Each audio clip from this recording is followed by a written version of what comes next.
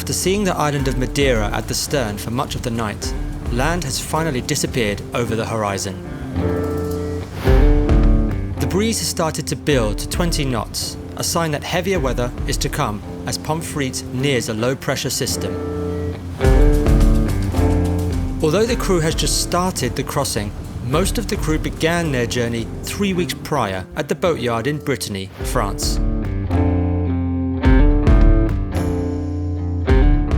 This moment's been, with this boat, the first hint of it was almost 4 years ago. 2.5 years ago, I committed and placed the order.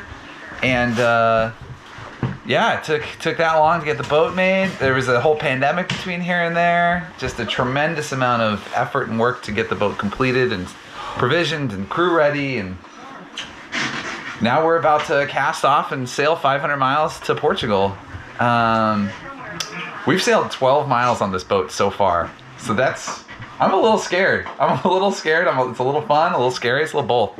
Yeah, it should be good. I think tonight's gonna be wavy and colder than snot. And so that's gonna be unpleasant. But then after that, I think it'll be smooth sailing. All right, let's get going. Leaving Brittany, Pomfret faced its first challenge, crossing the Bay of Biscay in November.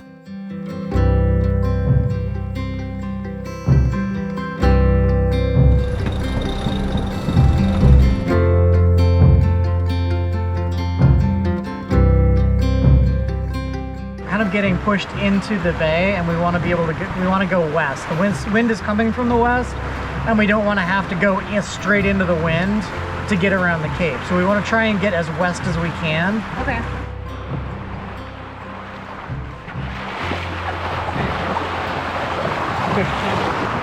He's happier than a dolphin.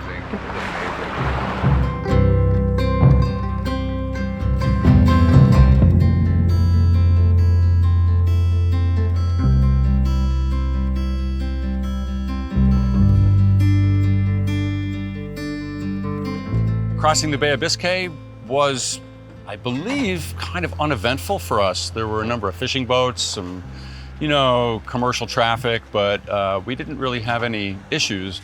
It's traditionally known as being some rough weather. It really wasn't. It was just gray and cloudy, and it was a good chance for us to kind of learn the ropes, as it were, the initial launch crew, the November crew.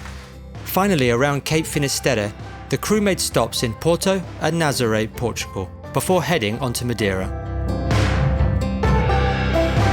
How you feeling? Good, man. Yeah. It's a sunny day. Yeah. We're heading south. It's getting warmer every moment. Knocking off those degrees. Gorgeous sunrise. It was beautiful. Lots of windmills everywhere. Yeah. Kind of cool. Wow, I didn't see that one in there. The coast of Portugal is gorgeous. It is. What'd you say? The coast of Portugal is gorgeous. Nice. That is unbelievable. You got big, great water mist in the valleys, castles on the hills, windmills. Life doesn't suck. It's not suck. We left Porto about 10 o'clock, or maybe 9:30. And as you may or may not be able to see here on the AIS, these are all fishing boats. And there's a couple of anchored container ships and more fishing boats. It is just fishing boats everywhere. Boat bonanza. There's like an entire fleet of them. I don't know if this will show up on the screen, but let's take a quick pan of the horizon. It is just lights everywhere. There are boats everywhere. It's really hard to sail through this. Oh well. There's a lot of dodging. It looks like we're actually outside most of the fleet at this point. So yeah. Hopefully the wind will pick up and then we'll actually be able to sail. We just raced the spinnaker in 23 knots of wind. 23 knots of wind. All right, let's see here. What do we got? That's our speed over ground. We've got we don't have the speed on that one, but we just topped out at 17 knots speed over ground. It's down a little bit right now. Oh, the boat speed. Yeah, boat speed, not speed over ground. Just after sunrise, we're trying to make tracks to Nazaré. Had kind of a slow going overnight. We're gonna make up that time today. It's wicked out here. What do we have, like? And we're flying Chicago spinnaker. 4 meters of swell? 5 meters maybe? I'd say 3. Felt like 4. How'd you feel about that? Awesome. You rounded up? Want to describe what that was like? It's very frightening. How far over were you healed? I couldn't tell. It had to be 30 or 32. I think it was 40. 40? Yeah. I couldn't control the sheet. The tow rail was in the water. Yeah. But now we're going to surf into Nazare. Yeah, we're doing all right. We on course? That's what you always wanted. We gonna hit one of those waves? Maybe. Keith jumped I too. just woke up. How you doing?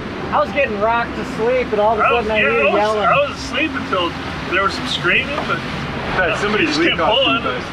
Yeah. I was trying to wake myself up so I could get up here, but Yeah, it's amazing when you get we sleep. got up quicker.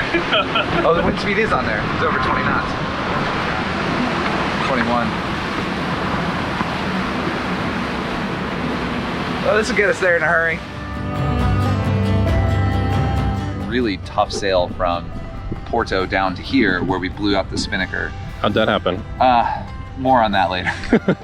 My heart, it's too soon. Too It's soon. Too soon. I can't talk about it yet. But everyone was safe. Everyone was safe. We had to cut away the spinnaker because the rig might have been in danger, and so we cut away the spinnaker, which was a hard decision to make. We did it. Interestingly, North Sail is on the case of repairing the spinnaker. It's in 7 pieces, so I'm impressed that they say they can fix it.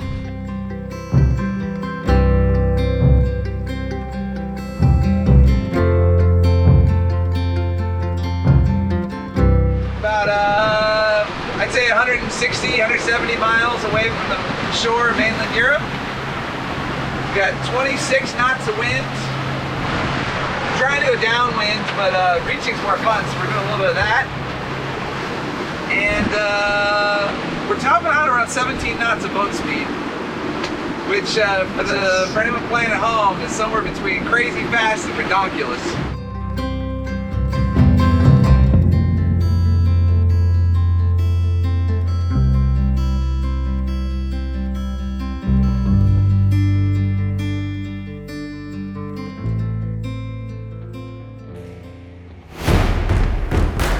Back on board, the weather has continued to build. Simple tasks can become more dangerous as the weather gets heavier. For this reason, the sailors adhere to strict safety standards when up top. I'd like to introduce you to our PFDs, personal flotation devices. Anytime a crew comes up on top, we put on our vest and clip in. So what does that mean? The vest looks like a small, compact thing, doesn't look like much, makes it easy to do your work, put on over follies, things like that. But the secret is that there is a self-inflating mechanism that is water activated. So if you're in the water, this automatically instantly inflates and keeps you above the water. There's also a man overboard beacon strapped in here. There's all kinds of stuff happening, but that is water activated as well and will ping your location to the boat. As well as handy dandy whistle, if you can get to it in the water. Other fine stuff, chapstick, Sharpie for marking lines. Everybody's personal best has their own options. But before that, it's more important to just not fall off the boat. So how do we do that? We have what's called a tether. Every vest has them. Some have 2 lines, some have 1. It's anytime you're doing work on the foredeck, in the cockpit, anytime you're above deck, we clip in. So to do that, we have a number of spots on the boat. Easiest is the jack lines, which run from bow to stern. You clip in and you're done. So then you can pull against that while you're pitching and trying to do your work. And then you walk yourself back to the next connection point, grab your next tether, clip in, take it off, and you're in the cockpit. Easy peasy, except when it's not. If someone were to get hurt on board, Beck is the chief medical officer and has planned for most eventualities. I'm a family nurse practitioner by trade and education. I currently work as an orthopedic surgery nurse practitioner in Chicago.